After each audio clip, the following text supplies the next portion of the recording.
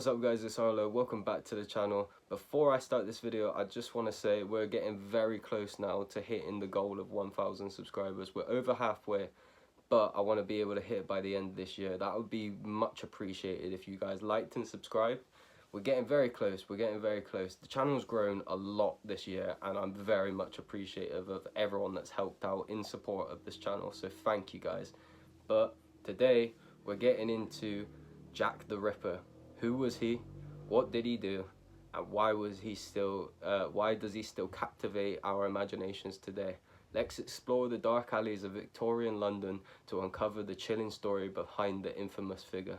In the late 19th century, London was a city of contrasts. The Industrial Revolution had transformed it into the bustling metropolis, but beneath the surface, poverty, crime, and social unrest simmered.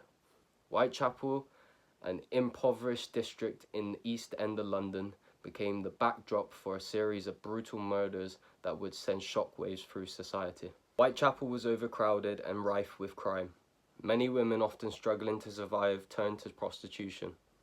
It was here that Jack the Ripper would commit his horrific crimes, targeting vulnerable women in the dead of the night. The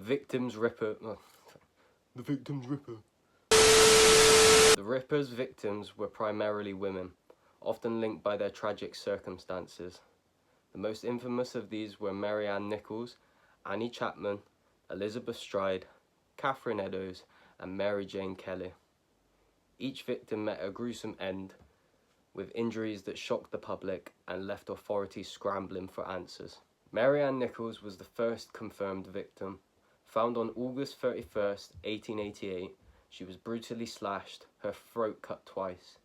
Just days later, Annie Chapman was discovered in the backyard of 29 Hanbury Street, with her throat cut and abdomen mutilated. The killings continued, each more shocking than the last. The police launched a massive investigation, but they were up against a wall of fear and confusion. With no witnesses and a lack of forensic technology, leads quickly went cold. The media frenzy only intensified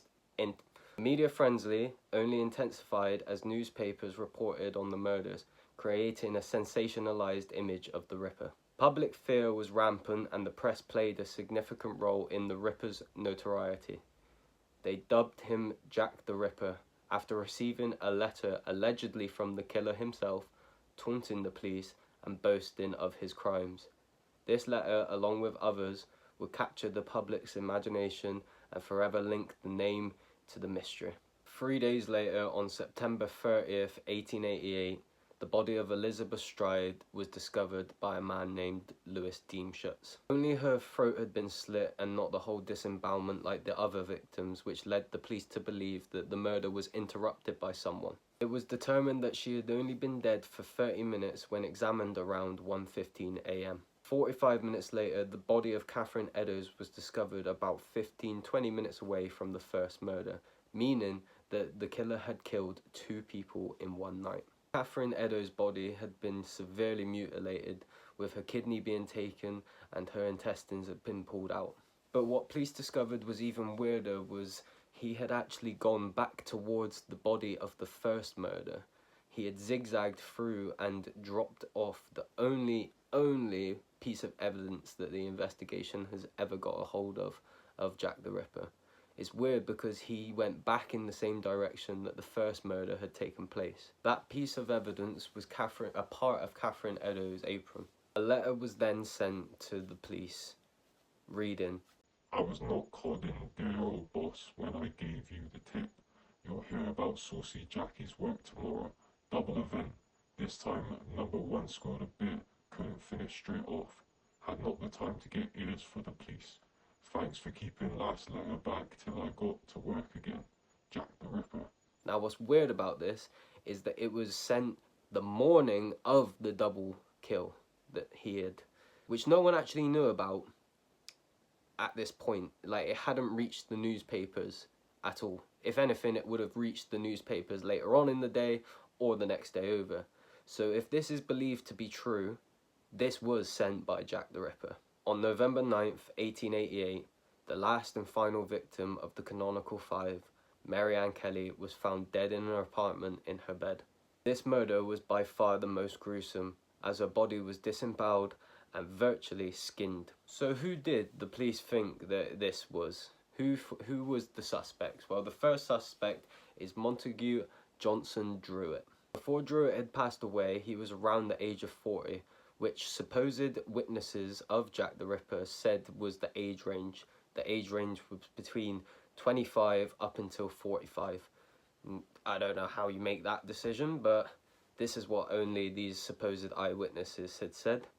So he is around the same age, and he supposedly had an interest in surgery at the time. Montague possibly lived with his cousin, who was practicing medicine close to where the Whitechapel murders were occurring. Montague Johnson Druitt was found dead within 4 weeks of the last murder, where his body was found floating in the Thames River.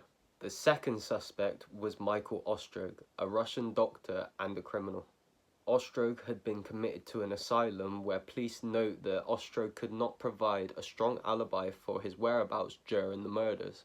Ultimately, he wasn't convicted because there wasn't enough evidence to convict him of the murders. The third suspect was Aaron Kosminski. Fuck me. The third suspect was Aaron Kosminski, a resident of Whitechapel and a Polish and Jewish immigrant that had moved to London. He too also resided in asylums and up until his death in 1919.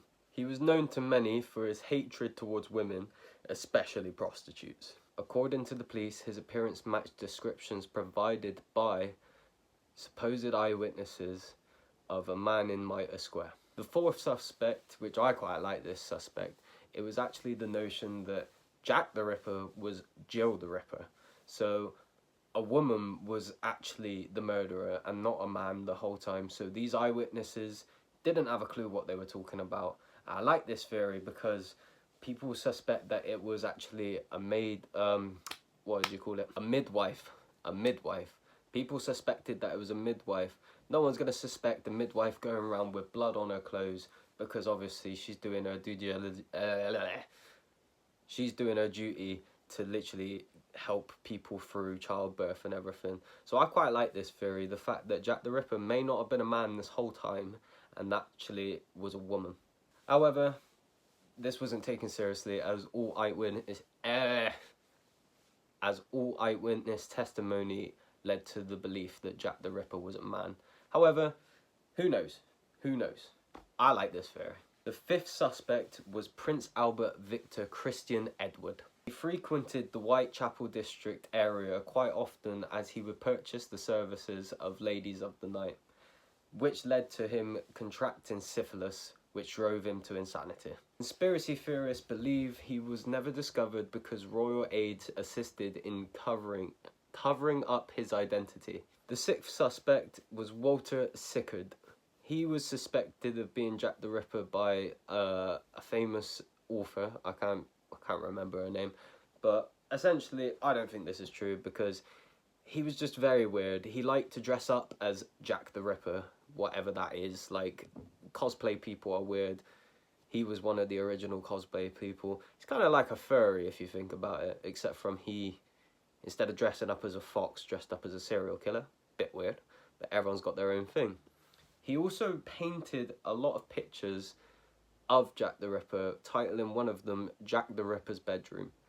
Now, I don't think this guy had anything to do with the murders because he was also spotted of some of the murders being in France at the time, being in Paris. So take that as you please.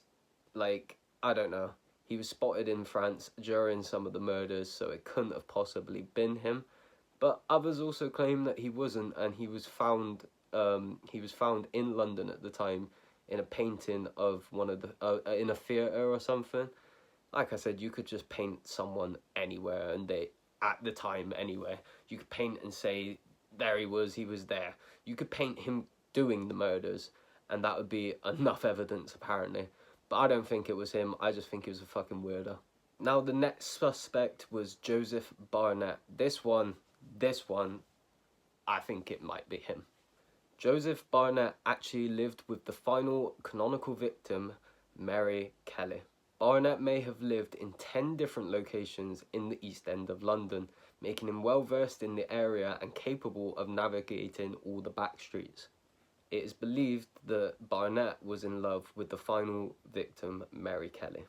Barnett actually referred to Mary Kelly as his wife when she was in fact only just his roommate. Barnett disagreed with Mary Kelly's life choices as a prostitute and strived to make enough money to keep her off of the streets.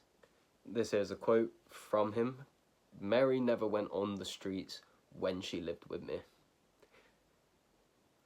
I don't know, there's a lot of stuff, we'll get into a bit more, but I really think this might be the one. Some people have theorised that Barnett committed the first few murders to scare Kelly from being a prostitute and from working the streets, which, for a time, this actually worked.